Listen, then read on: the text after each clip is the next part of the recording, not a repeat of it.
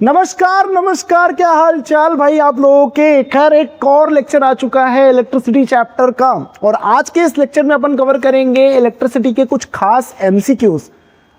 Sir MCQs, अरे 2 marker 3 marker 4 marker भी आएंगे, टेंशन काहे को लेते हो। अब ध्यान से सुनो जरा। एमसीक्यू अगर एक गलत हुआ ना तो सीधा 1 मार्क जाता है। बच्चे इसको थोड़ा सा अंडर एस्टिमेट कर लेते हैं। खैर आज के इस लेक्चर में अपन 12-13 एमसीक्यू करेंगे, ज़्यादा नहीं, लेक्चर थोड़ा शॉर्ट ही रखेंगे। लेकिन एक ट्विस्ट है कि जब आपके सामने एक नया क्वेश्चन आएगा ना तो आप 1 सेकंड के लिए वीडियो को जरा पॉज करना और आप खुद से आंसर टिक करना, ठीक है। चीटिंग नहीं करना, ठीक है।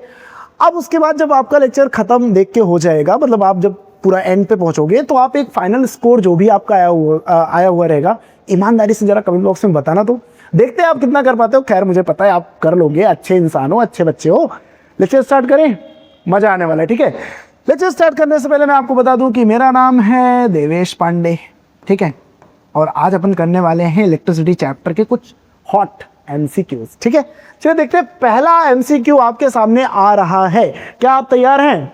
हाँ सर, एकदम रेडी। देखो फर्स्ट एमसीक्यू क्या बोल रहा है। A piece of wire of resistance R is cut length wise into 3 identical part. अच्छा अच्छा अच्छा, पॉज करके तुम खुद ट्राई करो। पहले मैं बता रहा हूं, बताऊं क्या? ठीक है बता देता हूं। एक वायर है जिसका रेजिस्टेंस जो है दैट इज आर, इसको अपन ने 3 आइडेंटिकल पार्ट्स में कट किया। 3 आइडेंटिकल पार्ट में कट करना है मतलब 2 कट मार दिया। अब ऐसा टिंगू टिंगू से अपने पास 3 वायर आ गए, छोटे छोटे से 3 वायर आ गए, ठीक है। टोटल रेजिस्टेंस था आर, तो अभी इनका एक का मैं अगर बोलूं तो ये हो जाएगा R/3, ये भी हो जाएगा R/3 और ये भी हो जाएगा R/3। अरे अरे अरे अरे, सिंपल सी बात है, इसको हमने 3 पार्ट में डिवाइड किया ना, तो 3 पार्ट में R/3 हो गया। अब क्या बोला है, these parts are then connected in parallel. अब इन पार्ट्स को अपन ने क्या कर दिया, पैरेलल कॉम्बिनेशन में प्यारे बच्चों कनेक्ट कर दिया। ठीक है सर, ठीक है, कनेक्ट कर दिया, कोई दिक्कत वाली बात तो नहीं है। आगे क्या बोल रहा है, if the equivalent resistance of this is R dash, इनका इक्विवेलेंट रेजिस्टेंस क्या आया, R डैश आया। मतलब जब अपन ने इसको कनेक्ट किया ना तो एक इक्विवेलेंट रेजिस्टेंस आया R डैश, ठीक है। तो अपने को एक रेशियो निकालना है कि पुराना वाला जो रेजिस्टेंस था, जब वायर सिर्फ एक था, पुराना वाला जो रेजिस्टेंस था वो, और जो अभी अपन ने R डैश निकाला ना उसका रेशियो क्या आएगा, करके देखें। अच्छा जरा मेरे को ये बताओ, पैरेलल कॉम्बिनेशन में इक्विवेलेंट रेजिस्टेंस निकालने का फॉर्मूला किसको किसको याद है? सच्ची सच्ची बताना, ठीक है। इक्विवेलेंट रेजिस्टेंस निकालने का फॉर्मूला होता है 1/R equivalent is equals to 1/R1 plus 1/R2 and so on. ऐसे ऐसे अपन करते जाते हैं, सिंपल सी बात। यहाँ पे कितने रेजिस्टेंस है, 3 ना, तो अपन क्या लिखेंगे, प्लस 1/R3 तक लिखेंगे, ठीक है। कोई दिक्कत नहीं सर, कोई दिक्कत नहीं। अच्छा R इक्विवेलेंट की जगह पे मैं क्या लिख सकता हूँ, R डैश, क्योंकि बोल के रखा है कि भाई इसका इक्विवेलेंट रेजिस्टेंस R डैश आ रहा है, तो मैंने लिख दिया R डैश। भाई मेरे को ये बताओ R1 कितना है, अगर मैं इसको फर्स्ट रजिस्टर मान लूँ तो R1 है अपना R/3, R2 कितना है राजा बाबू लोग, R/3, R3 कितना है राजा बाबू लोग, R/3, बराबर ना। अब जरा इसको सम करके बताओ। एक काम करते हैं, पहले सबको लाइक ये फ्रैक्शन के अपॉन में भी फ्रैक्शन है तो क्या होता है, रेसिप्रोकल हो जाता है, रेसिप्रोकल हो जाता है ना। जैसे अगर 1 डिवाइड बाय R/3 है तो तुम मल्टीप्लाई, इसको बचपन में अपन ने किया था यार, याद तो होगा। इसको अपन क्या करते थे, 1 मल्टीप्लाई और 3/R कर देते थे। ऐसा मल्टीप्लाई का सिंबल लगाते थे और इसको क्या कर देते थे, रेसिप्रोकल। ये वही तो है, बराबर। तो इसको अपन क्या करेंगे, सिंपली सॉल्व कर लेते हैं। कैसे हो जाएगा, 1 सेकेंड, हाँ कैसे हो जाएगा, अरे काहे परेशान करते हो जी। हाँ इधर देखिए, तुम्हारा upon R dash is equals to, मैं 1/R/3, 3 ऊपर चला जाएगा तो क्या हो जाएगा, 3/R प्लस इसका भी 3 ऊपर गया तो 3/R plus 3/R। Raja Babu लोग जरा एक बात बताऊं, RHS में राइट हैंड साइड में सबका डिनोमिनेटर R दिख रहा है क्या तुमको? हाँ सर दिख तो रहा है। अगर सबका डिनोमिनेटर R है मतलब मैं एक बार में लूंगा LCM R, और अगर डिनोमिनेटर सेम होता है तो हम ऊपर का सिंपल क्या कर देते हैं, समेशन कर देते हैं, प्लस कर देते हैं। तो यहां से अपने पास आंसर क्या आ रहा है, 1/R dash is equals to 9 में R। ठीक सर, ये तो समझ गए, लेकिन अपने को वैल्यू किसकी चाहिए थी, R डैश की चाहिए थी। तो अपन इसका एक बार फिर से रेसिप्रोकल करेंगे, तो यहां से R डैश क्या आ जाएगा, R अपॉन 9। कोई दिक्कत यहाँ पे? नहीं सर, कोई दिक्कत वाली बात तो नहीं है, पर यहाँ पे तो ये सब न्यूमेरिकल वैल्यूज हैं।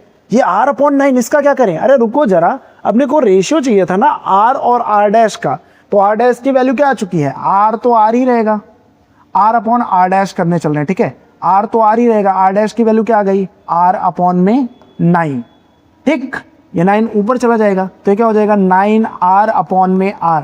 R से R मर गया, R से R तो कैंसिल होगा ना, तो अपने पास फाइनल आंसर क्या आ गया बच्चों? फाइनल आंसर अपना आ रहा है 9। क्या ऑप्शन में आपको कहीं पे 9 दिख रहा है? क्या ऑप्शन में आपको कहीं पे 9 दिख रहा है? अरे मुझे तो दिख रहा है ऑप्शन नंबर डी अपना क्या है करेक्ट। बात समझ में आई? क्या बात है, क्या बात है। अगर आपका ये आंसर आया था, कॉन्ग्रेचुलेशन, आप जीत चुके हैं एक एमसीक्यू का सही आंसर, और क्या, ठीक है। चल नेक्स्ट क्वेश्चन पे बढ़ते हैं। नेक्स्ट क्वेश्चन क्या बोला है भाई? नेक्स्ट क्वेश्चन में ग्राफ ऑफ आ गया, तो टेंशन नहीं लेना, ठीक है। क्या बोला है? Study the graph of resistors of resistance R1, R2, R3 and select the correct statement. एक ग्राफ दिया हुआ है, किसका ग्राफ है? करंट वर्सेस पोटेंशियल डिफरेंस का ग्राफ है, ठीक है। R1 ये रहा, R2 और R3 का ग्राफ है। तो वोल्टेज बढ़ाने पर करंट ऑब्वियसली इंक्रीज होता है, क्योंकि होता है V is directly proportional to I, पढ़ा है ना ओम्स लॉ, ठीक है। तो देखेंगे यहाँ पे सबका करंट बढ़ रहा है। अब स्टेटमेंट दिया हुआ है, पहला वाला चेक करते हैं। R1 बराबर है R2 के, बराबर है R3 के। क्या झूठ बोल रहा है यार ये? ऐसा कभी पॉसिबल होगा? अगर ऐसा होता तो इन तीनों के ग्राफ में वेरिएशन थोड़ी होता, सब एक ही लाइन में होते ना। सबका वोल्टेज बढ़ाने पर अगर R बराबर है, तुमको तो पता होगा ना कि भाई करंट हो जाएगा यहाँ से V अपॉन में R।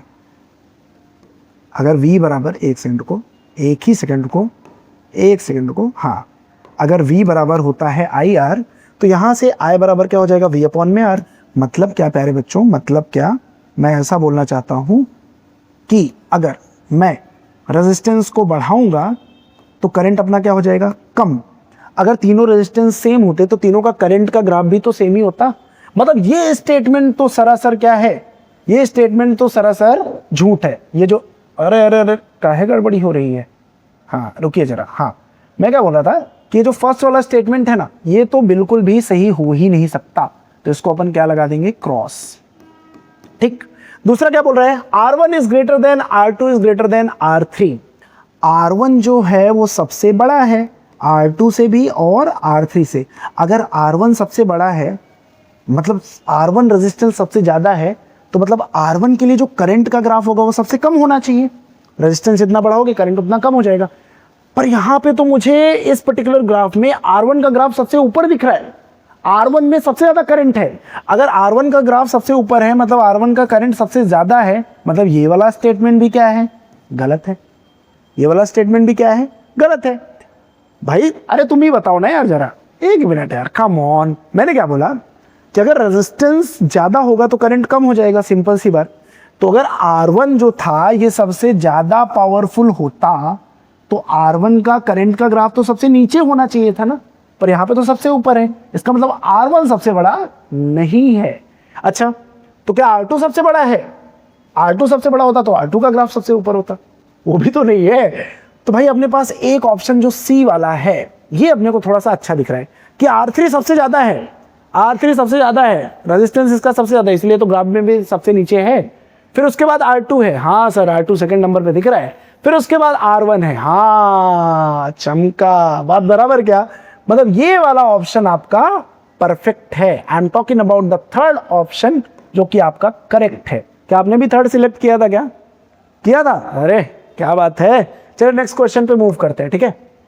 हाँ तो क्वेश्चन यहाँ पे एक बड़ा ही बेहतरीन सा क्वेश्चन है, और इसको नॉर्मल अगर आप कर पाओगे तो बहुत अच्छी बात है। How many 176 ohm resistors, how many 176 ohm resistors are required to carry 5 ampere of current on a 230 volt line? कर पाओगे? करो जरा, पॉज करो। चलिए बाकी लोगों में करवाता हूं जिनको नहीं आ रहा है। भाई अपने पास कुछ n नंबर ऑफ रेजिस्टर्स हैं 176 ओम के, ठीक है सर। अपने को नंबर नहीं पता, वही तो निकालना है। और करंट पर पता है कि I जो है वो दैट इज 5 एम्पियर और V जो है दैट इज 230 वोल्ट। बराबर। अब अगर इतने की अपने पास इतने की सप्लाई आ रही है तो हम एक बार निकाल लेते हैं कि भाई टोटल हमको कितना इक्वल रेजिस्टेंस देखने को मिलेगा। तो यार अपने पास ओम्स लॉ से एक सिंपल सा फॉर्मूला आता है, ओम्स लॉ से, ये सब आप लिखते मत बैठना, थोड़ा सा एक सॉल्यूशन दिखा देना। ओम्स लॉ से एक फॉर्मूला आता है, V बराबर होता है IR। ठीक है सर, समझ गए। V कितना है 230, I कितना है बेटा 5 है, R अपन निकाल रहे हैं R इक्विवेलेंट कि भाई ये कितना झेल सकता है। ठीक है, तो यहाँ से R इक्विवेलेंट क्या आ जाएगा 230 अपॉन में 5 डिवाइड करोगे, 5 4 जा 20, 5 4 जा 20 और 5 6 जा 30। मतलब इस पर्टिकुलर लाइन पे अपन इतने ओम का रेजिस्टेंस टोटल रेजिस्टेंस लगा सकते हैं। ठीक है, तो अच्छा एक चीज बहुत ही बेहतरीन मेंशन की गई है कि पैरेलल कॉम्बिनेशन में कनेक्ट करना है। तो अगर अपने को टोटल इक्विवेलेंट रेजिस्टेंस पता चल गया, पैरेलल कॉम्बिनेशन का, फॉर पैरेलल कॉम्बिनेशन तुमने ये पढ़ा है क्या कि R इक्विवेलेंट जो होता है बेटा ये 1/R। अच्छा, सारे रेजिस्टर्स का एक और बात खास है कि सबका रेजिस्टेंस जो है वो 176 ओम ही है। तो 1/R plus 1/R plus 1/R, मतलब सबका रेजिस्टेंस क्या है बेसिकली सेम है। ऐसे सो ऑन करते जाएंगे, यही करेंगे ना। तो मतलब मैं क्या बोल रहा हूँ जरा ध्यान से देखो कि 1/R इक्विवेलेंट है N, अरे हमको नहीं पता ना कितना लगाना है, N ही तो फाइंड आउट करना है, N इंटू 1/R के। हाँ, बात तो सही है कि भाई 1/R रेजिस्टेंस के अपने पास बहुत सारे रेजिस्टर्स पड़े हुए हैं, टोटल अपने को पता चल गया तो नंबर निकाल सकते हो। रख देते हैं यार सिंपल सा इसी फॉर्मूले में। R इक्विवेलेंट है बेटा 46 इज इक्वल्स टू N अपने को निकालना है और एक का रेजिस्टेंस है 176, क्रॉस मल्टीप्लाई करेंगे तो यहां से क्या हो जाएगा 176 इज इक्वल्स टू 46 N।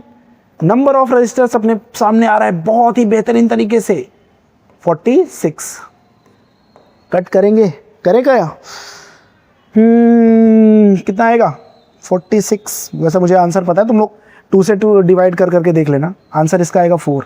ठीक है, अपने पास ये रहा option B, option B is correct, answer इसका आएगा 4। 2 से डिवाइड करोगे तो ये हो जाएगा अपना 2 2 जा 4 और फिर 2 8 जा 16, कर लेना यार, कैलकुलेशन सही है। ठीक है, पर क्या ये अप्रोच समझा क्या आपको? अगर अप्रोच समझा ना तो इसी बात पे इस लेक्चर को शेयर कर दो अपने दोस्तों के साथ। मोस्ट ऑफ द बच्चे ये क्वेश्चन कर नहीं पाएंगे एक बार में, ठीक है, पर आप तो स्मार्ट हो तो आपने कर लिया। आगे नेक्स्ट क्वेश्चन पे मूव करें, इसका आंसर बी करेक्ट है। ठीक है, आपने भी यही किया था, बढ़िया। चलिए आगे बढ़ते हैं। When a 4 volt battery is connected across an unknown resistor, मालूम ही नहीं है रेजिस्टर क्या है, ठीक है, there is a current of 100 milliampere in the circuit, the value of the resistance of the resistor is, क्या ही क्वेश्चन है। ठीक है, अपने को गिवन है बच्चों, V है अपना 4, I है अपना क्या 100 मिली एम्पियर आर है, पर अपने को इसको करना पड़ेगा SI यूनिट में कन्वर्ट। अच्छा, 1 ampere equals to 10 to the power 3 milliampere होता है। इसका मतलब 1 मिली एम्पियर हो जाएगा बेटा 1 into 10 to the power -3 ampere के। हाँ सर सही बात तो है। तो इसका मतलब प्यारे बच्चों 100 मिली एम्पियर हो जाएगा 100 into 10 to the power -3 ampere के। हाँ सर, बात तो समझ में आ गई तो आर निकालना है, रख दो फॉर्मूला यार, बी बराबर होता है IR। ओम अंकल ने इतना अच्छा फॉर्मूला दिया, आप लोग उसका यूज नहीं करते हो। यहाँ पे रखेंगे 4, I की जगह पे रखेंगे 100 into 10 to the power -3, R अपने को निकालना है, पता ही नहीं है। तो आर बराबर क्या हो जाएगा 4/100 इंटू 10 टू द पावर -3। प्यारे बच्चों ये 10 टू द पावर -3 डिनोमिनेटर में है, ऊपर जाएगा तो न्यूमरेटर में ये क्या हो जाएगा प्लस में हो जाएगा। तो 4 into 10 to the power 3 upon में 100। क्या यहाँ तक की कहानी आपको क्लियर समझी है? ठीक है, सॉल्व कर लेते हैं। 4 इंटू 10 टू द पावर 3 का मतलब आगे 3 0 और लगा दो तो आर बराबर क्या हो जाएगा 4000 अपॉन में 100। आंसर क्या आ गया 0 से 0 कैंसर, 0 से 0 कैंसर, 40। क्या बात है, आर बराबर आ गया बेटा 40 ओम। आर अपना कितना आ गया 40 ओम। ऑप्शन ए नहीं, बी सी डी, अरे बी है ना, ऑप्शन बी तुम्हारा क्या हो गया, करेक्ट। कैसा रखा, समझ में आया क्या, एकदम क्रिस्टल क्लियर है यहां तक की कहानी। आगे बढ़े, आगे बढ़े, चलिए बढ़िया। फिर the electric circuit below consist of a volt meter, एक इलेक्ट्रिक सर्किट है प्यारा सा और इसमें एक वोल्ट मीटर लगा हुआ है। वोल्ट मीटर क्या काम करता है, कई बार क्वेश्चन पूछ लेता है भाई, दो पॉइंट्स के बीच का ना पोटेंशियल डिफरेंस बताता है। एक बैटरी भी है और 3 बल्ब है X, Y and Z। The reading on the volt meter represent the potential difference across which bulb. अरे इतना इजी क्वेश्चन यार, तुम लोग उड़ा दोगे एकदम एक बार में। जरा ध्यान से देख लेते हैं। ये रही तुम्हारी बैटरी, ये रही तुम्हारी बैटरी और ये है X bulb, Y bulb, Z bulb और यहां पे लगा है तुम्हारा प्यारा सा वोल्ट मीटर। तो वोल्ट मीटर यहां से कनेक्टेड है, मतलब यहां की पोटेंशियल डिफरेंस को बताएगा। अब जरा बहुत ही कॉमन सी बात है, यहां से जो भी करंट निकलेगा ये दोनों एक दूसरे के पैरेलल में हैं, ये दोनों बल्ब्स एक दूसरे के पैरेलल में हैं, लेकिन इस वाले बल्ब के साथ में सीरीज में है, तुमको दिख रहा है भाई सर्किट में। और मैंने बोला था मतलब मैंने तो नहीं बोला था, टेक्स्ट बुक में लिखा हुआ है कि भाई सीरीज कॉम्बिनेशन में जो V होता है ये होता है डिफरेंट। जो V होता है बेटा ये क्या होता है, डिफरेंट होता है। मतलब यहाँ का पोटेंशियल डिफरेंस और बेसिकली यहाँ का पोटेंशियल डिफरेंस और इनका पोटेंशियल डिफरेंस ये अलग होगा। और हमने वोल्ट मीटर किसके अक्रॉस लगा रखा है, X और Y के अक्रॉस ही लगा रखा है, बराबर। तो इस पर्टिकुलर केस में वोल्ट मीटर इस Z वाले बल्ब का कोई भी रीडिंग शो नहीं करेगा, क्योंकि उसका पोटेंशियल डिफरेंस, वो तो सीरीज कॉम्बिनेशन में आ गया ना, उसका पोटेंशियल डिफरेंस सबसे अलग होगा। तो यार तुम आंख बंद करके बता सकते हो कि इस पर्टिकुलर केस में ये वोल्ट मीटर X का भी और Y का भी, क्योंकि ये दोनों पैरेलल कॉम्बिनेशन में है और पैरेलल कॉम्बिनेशन में पोटेंशियल डिफरेंस सेम होता है, तो बोथ X एंड Y का पोटेंशियल ये बताएगा। Z को इंक्लूड मत कर लेना, Z अलग है ना, वो क्या है सीरीज कॉम्बिनेशन में। आई होप ये इजी था, समझा होगा। नेक्स्ट पे मूव करें, चलिए। अरे बाप रे, इतना बड़ा सा क्वेश्चन कहाँ से आ गया, एक मिनट जरा रुको। अरे क्वेश्चन नहीं बेटा, ये असर्शन और रीजन है ना। ये तो तुमको बेसिक चीज़ें पता होंगी कि A and R, true R is the correct explanation of ये। कर लेते हैं, देख लो क्या लिखा हुआ है। क्वेश्चन नंबर 6 असर्शन दे रहा है हमको, the metals and alloys are good conductor of electricity. बात तो सही है, फ्री इलेक्ट्रॉन्स है तो गुड कंडक्टर ऑफ इलेक्ट्रिसिटी है। फिर क्या बोल रहा है, reason bronze is an alloy of copper and tin, it is not a good conductor of electricity. क्या ही क्वेश्चन है, पहले ही बोला कि अलॉयज है गुड कंडक्टर ऑफ इलेक्ट्रिसिटी, फिर बोल रहा है it is not a good conductor of electricity. तो ए इज तो बेटा अपना क्या करेक्ट, बट आर इज क्या फॉल्स। तो A is true but R is false. ठीक कर लिया आपने। नेक्स्ट क्वेश्चन पे मूव करें, चलिए। एक और क्वेश्चन दिया हुआ है, इस क्वेश्चन में क्या बोला जा रहा है, असर्शन है alloys are commonly used in electrical heating devices like electric iron and heater। बात तो सही है, क्यों? रीजन में दे रहा है resistivity of an alloy is generally higher than that of its constituent metals but the alloys have low melting points than their constituent metal। alloys have low melting point यार, बात कुछ हजम नहीं हो रही है। अगर इनका मेल्टिंग पॉइंट लो हो जाता, तुम जरा सोचो, अगर इनका मेल्टिंग पॉइंट लो हो जाता तो आज जो तुम्हारा बल्ब है या हीटर है, बराबर, उसमें अपन एलॉय का यूज करेंगे तो हमको हीट ज़्यादा देने के लिए है ना। तो अगर मेल्टिंग पॉइंट लो होता तो तुरंत ही मेल्ट हो जाते, काम ही खत्म हो जाता। तो यार आधा तो सही लग रहा है, resistivity of an alloy generally higher, ये बात तो सही है, बट इनका मेल्टिंग पॉइंट भी तो हाई हो जाता है, एलॉयस का मेल्टिंग पॉइंट भी तो हाई हो जाता है। मतलब फिर से अगेन ए इज तो correct but R is false. कोई दिक्कत? चलिए नेक्स्ट पे मूव करते हैं। 8th question, 2 LED bulbs of 12 watt and 6 watt are connected in series if the current through 12 watt bulb is 0.06 ampere then the current through 6 watt bulb will be। कसम से बता रहा हूँ ये 1 सेकंड का क्वेश्चन है, तुमने कर लिया तो अच्छी बात है।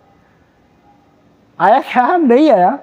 अरे जरा इसमें कुछ कैलकुलेशन है ही नहीं, नंबर कुछ करना ही नहीं है। सबसे पहले देख लो सीरीज में कनेक्टेड है, 2 बल्ब हैं, है ना। एक बल्ब हो गया, दूसरा बल्ब हो गया।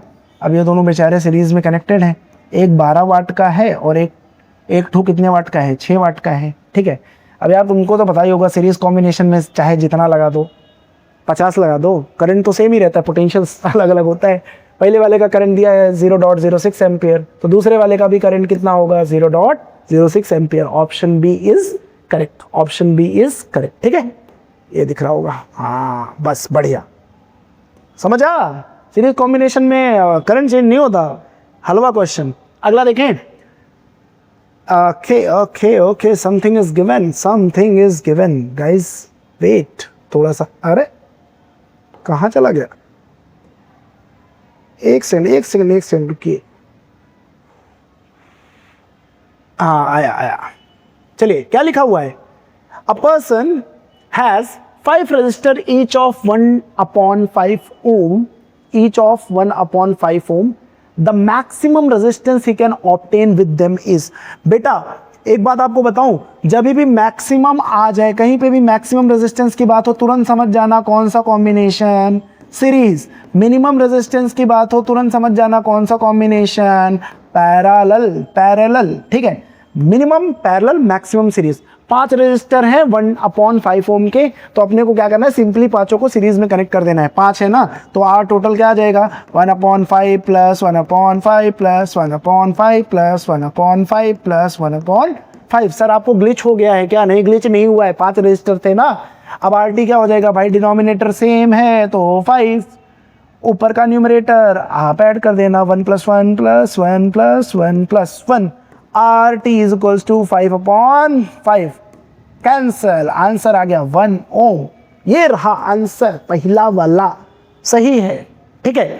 तो भाई मैक्सिमम की बात होगी सीरीज में कनेक्ट करना है, मिनिमम की बात होगी पैरेलल में कनेक्ट करना है। चिंदी क्वेश्चन यार। नेक्स्ट पे मूव करें, चलिए। The resistance of a resistor is reduced to half of its initial value. पढ़ के जरा खुद से ट्राई करो तो। रेजिस्टेंस, हाँ मैं कर रहा हूँ तुमको अंडर एस्टिमेट, करो चलो करके आंसर बताओ, बुरा मत मानना। ठीक है। एक रेजिस्टेंस ऑफ अ रजिस्टर है, एक मान लीजिए बेटा अपने पास कोई रजिस्टर है और उसका ना अगर मान लो इनिशियल रेजिस्टेंस था R, तो उसका हाफ हो गया if other resistance of a resistor is reduced to half of its initial value. मतलब पहले R था तो अभी कितना हो गया है, सेकंड केस में R/2 हो गया है, ठीक है। क्वेश्चन क्या पूछा है, if other parameters of the electrical circuit remain unaltered, मतलब बाकी चीजों को हमने चेंज नहीं किया, the amount of heat produce. ओहो, हीट का क्वेश्चन है। हीट का क्वेश्चन तो आपने फिर हीट के फॉर्मूले से याद कर लो। Heat, Joule's law of heating याद है, चलो कुछ नहीं याद है, जूल्स लॉ ऑफ हीटिंग तो याद होगा। H इज इक्वल्स टू होता है I² RT। H is equals to क्या होता है बेटा, I² RT, Joule's law of heating. मतलब क्या बेटा कि जूल्स लॉ ऑफ हीटिंग ये बोलता है कि heat is directly proportional to R, मतलब रेजिस्टेंस को अगर आप इंक्रीज कर दोगे तो हीट भी तुम्हारा क्या हो जाएगा, इंक्रीज हो जाएगा। बोला कि बाकी चीजों को अपन ने छेड़ा नहीं है, अच्छे लोग हैं, बाकी चीजों को अपन ने छेड़ा नहीं है, सिर्फ R से अभी अपन ने क्या कर दिया, पहले R था अभी R/2 कर दिया।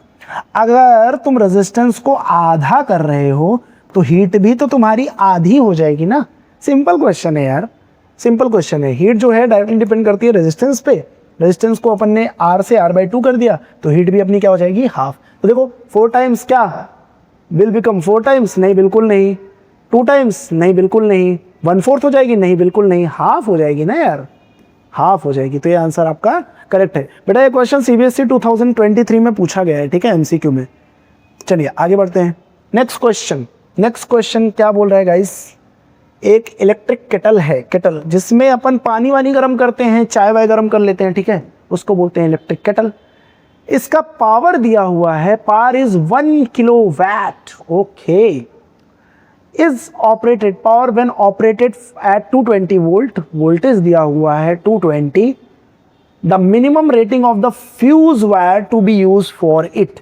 अच्छा, minimum rating of fuse wire अपने को लगाना है कि मिनिमम कितना करंट वो झेल पाए, तो अच्छी बात है, ठीक है।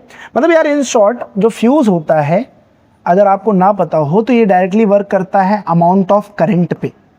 करंट थोड़ा सा भी एक्सीड किया फ्यूज वायर मेल्ट हो जाता है। मतलब अगर मुझे फ्यूज लगाना है तो मुझे करंट फाइंड आउट करना पड़ेगा। पावर दिया हुआ है, वोल्टेज दिया हुआ है, करंट पता है क्या तुमको?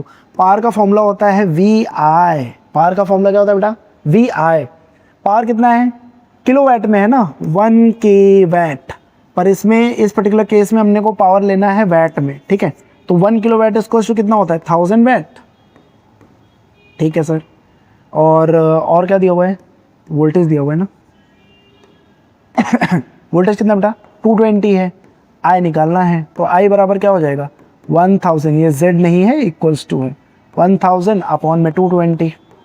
0 से 0 कैंसल, 11 50, 11 5 ज़ा 45, सॉरी 11 4 ज़ा 44। My mistake guys, my mistake, I apologise.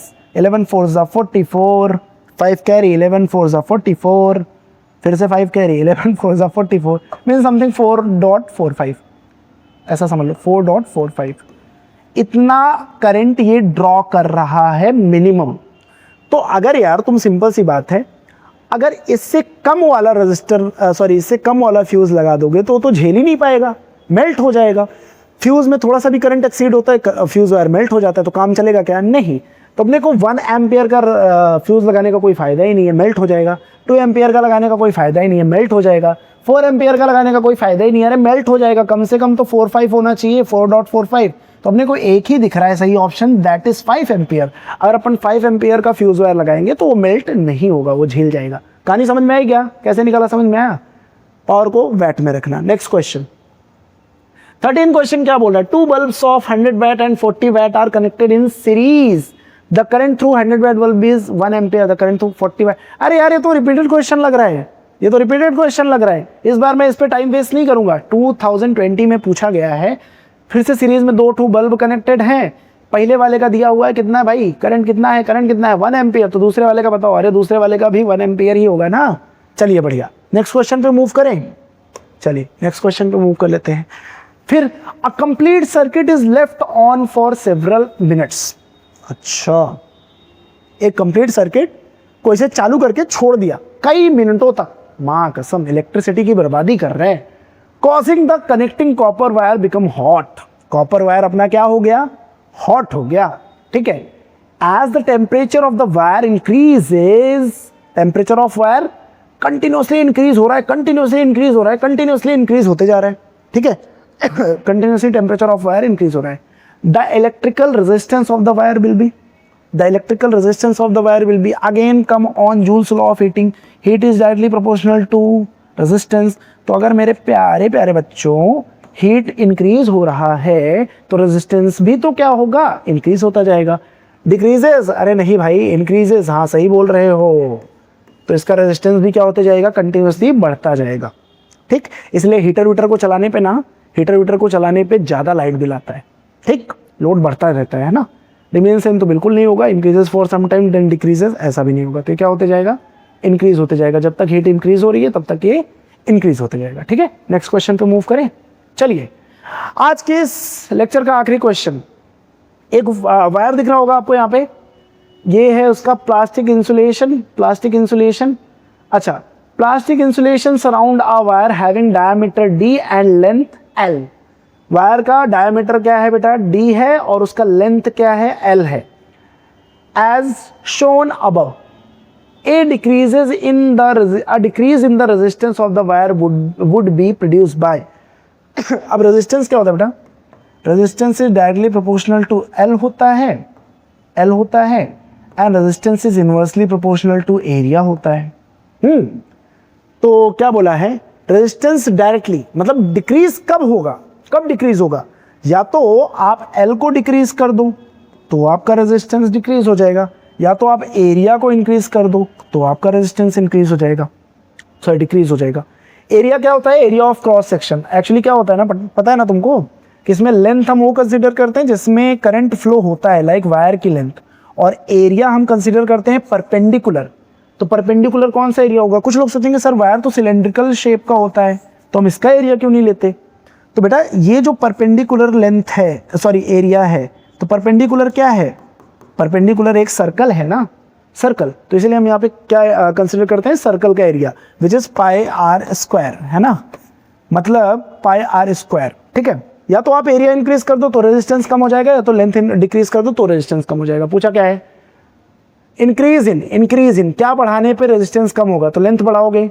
Length of the wire अगर आप इंक्रीज करोगे तो रेजिस्टेंस भी आपका क्या हो जाएगा, बढ़ जाएगा। लेकिन यहाँ पे पूछा क्या था, डिक्रीज कब होगा।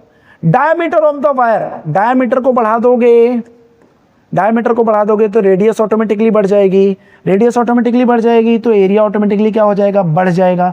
और एरिया ऑटोमेटिकली अगर बढ़ गया, एरिया बढ़ा तो रेजिस्टेंस कम हो जाएगा। तो यही ऑप्शन आपका बी वाला जो है वो करेक्ट है। टेम्परेचर ऑफ द वायर पे कोई डिपेंडेंसी ही नहीं है। खैर डिपेंडेंसी तो है, डिपेंडेंसी तो है, लेकिन यहाँ पे इसका कुछ मतलब नहीं है। डिक्रीज बोला है ना, टेम्परेचर ऑफ द वायर अगर अपन इंक्रीज करेंगे तो रेजिस्टेंस बढ़ जाएगा। Temperature of the wire increase करेंगे तो रेजिस्टेंस बढ़ जाएगा। पिछला क्वेश्चन देखा था।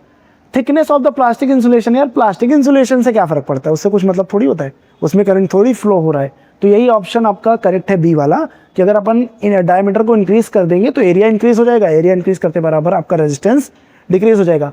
तो यही था आज का लेक्चर। होप आपको मजा आया होगा, और जरा मुझे कमेंट बॉक्स में बताओ आपने कितने क्वेश्चन सही किए।